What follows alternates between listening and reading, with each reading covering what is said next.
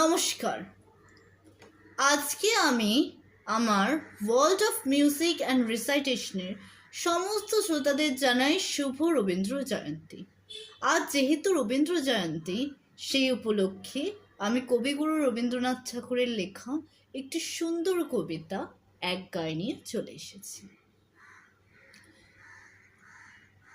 কবিতা এক গায়, কবিগুরু রবীন্দ্রনাথ ঠাকুর।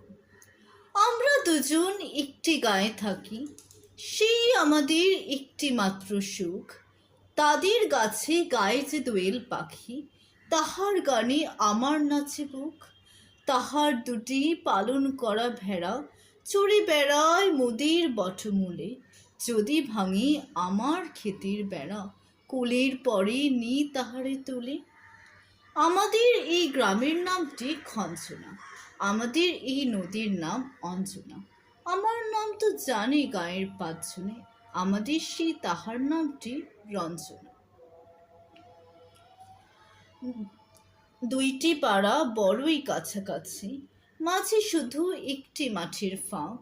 তাদের বনের অনেক মধুমাছি, মোদের বনে বাঁধে মধুর চাক।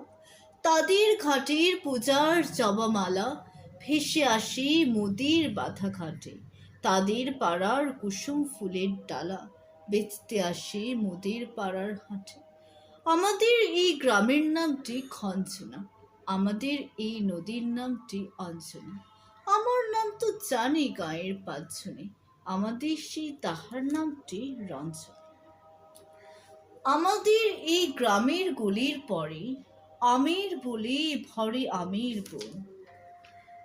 তাদের খেতে যখন তিসি ধরে, মোদের খেতে তখন ফোটে সোন। তাদের ছাতে যখন ওঠে তারা, আমার ছাতে দক্ষিণ হাওয়া ছোটে। তাদের বনে ঝরে শ্রাবণ ধারা, আমার বনে কদম ফুটে ওঠে।